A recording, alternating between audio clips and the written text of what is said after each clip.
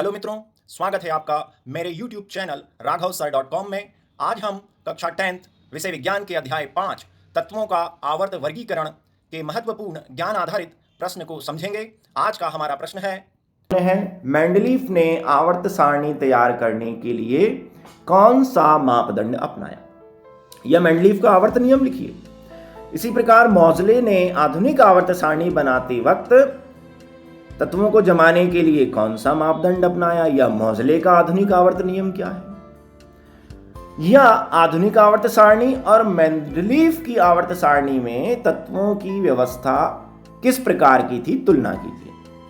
तो यहां पर 5 प्रश्न हैं। कोई सा भी प्रश्न परीक्षा में आ सकता है, आपका उत्तर एक ही होगा। चलिए हम शुरुआत करते हैं मेंडलीफ से। पहले हम देख लें कि परमाणु क्रमांक और द्रव्यमान क्या होता है। आपने पुरानी कक्षाओं में पढ़ा है कि किसी परमाणु के नाभिक में मौजूद कुल धन आवेश, किसी परमाणु के ये नाभिक है जो हमने बीच में बनाया है और बाहर ये कक्षाएं हैं जिन्हें हम KLM कहते हैं।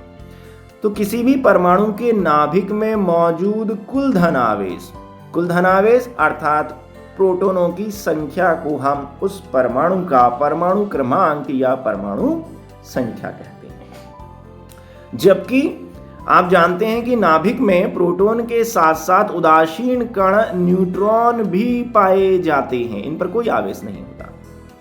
अगर नाभिक में मौजूद धनावेशित कण प्रोटॉन और उदासीन कण न्यूट्रॉन, अगर इनको जोड़ दिया जाए तो जो कुल संख्या आती है उसे हम परमाणु द्रव्यमान कहते हैं। इसे संकेत A से दर्शाते हैं। जबकि केवल प्रोटॉनों की संख्या परमाणु क्रमांक है, जिसे संकेत Z से दर्शाते हैं।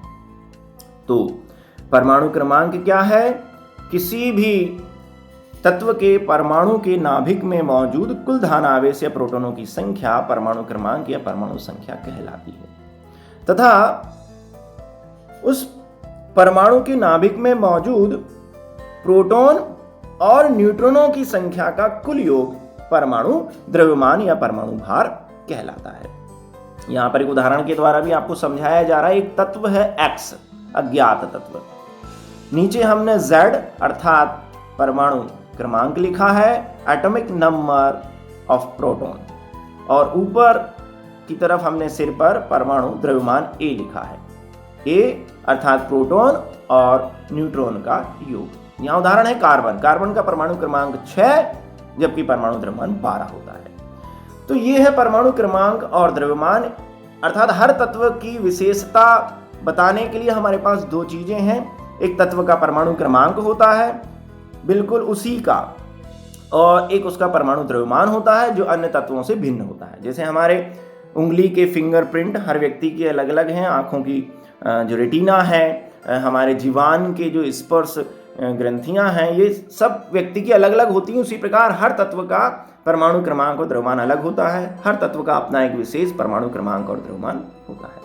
तो मेंडलीफ ने सबसे पहले परमाणु द्रव्यमान के आधार पर तत्वों को बढ़ते क्रम में जमाया और उनके भौतिक और रासायनिक गुणों की समानता का ध्यान रखा। तो एक तालिका तैयार हुई जिसे हम मेंडलीफ की आवर्त तालिका कहते हैं।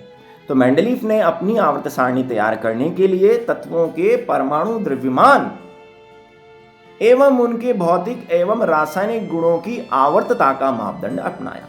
इन्होंने तत्वों को बढ़ते हुए परमाणु द्रव्यमान के आधार पर जमाया और इन्होंने देखा कि ऐसा करने पर तत्वों के भौतिक और रासायनिक गुण क्रमशः बदल रहे हैं और कुछ समय के बाद पुनः उनके गुणों में समानता देखने को मिलती है। तो मेंडलीफ का आवर्त नियम हो गया, तत्वों के भौतिक एवं रासायनिक गुण उनके परमाणु द्रव्यमान के आवर्ती फलन होते हैं।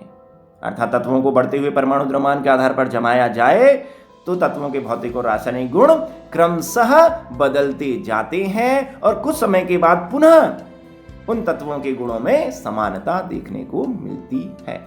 समान गुण वाले तत्वों को उन्होंने एक ही समूह अर्थात ऊर्ध्वाधर कॉलम में रखा। मोज़ले ने अपनी आवर्त सारणी बनाने के लिए परमाणु द्रव्यमान नहीं बल्कि तत्व का परमाणु क्रमांक चुना। इन्होंने भी तत्वों को बढ़ते हुए परमाणु क्रमांक के आधार पर जमाया और उनके भौतिक और रासायनिक गुणों की आवर्तिता का मापदंड अपनाया। तो आधुनिक आवर्त नियम क्या हो गया मोजले का? मोजले ने एक नियम का प्रतिपादन किया जिसके अनुसार तत्वों के भौतिक एवं रासायनिक गुण उनके परमाणु क्रमांक के आवर्ती फलन होते हैं। अर्थात वही बात कि तत्वों को अगर हम बढ़ते परमाणु क्रमांक के आधार पर जमाएं तो तत्वों के भौतिक और रासायनिक गुण क्रमशः बदलते हैं। कुछ समय के बाद उनके गुणों में पुनः समानता देखने को मिलती है। समानता दिखाने वाले तत्वों को एक ही समूह में रखा। तो ये दोनों नियम अक्सर परीक्षाओं में आते हैं 2 अंकों में। तो अगर मेंडलीव का आवर्त नियम आए तो आपको केवल परमाणु द्रव्यमान जोड़ देना है।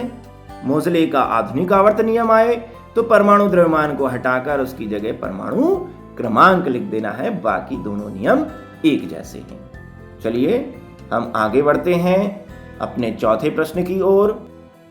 उम्मीद है ये वीडियो आपको पसंद आया होगा।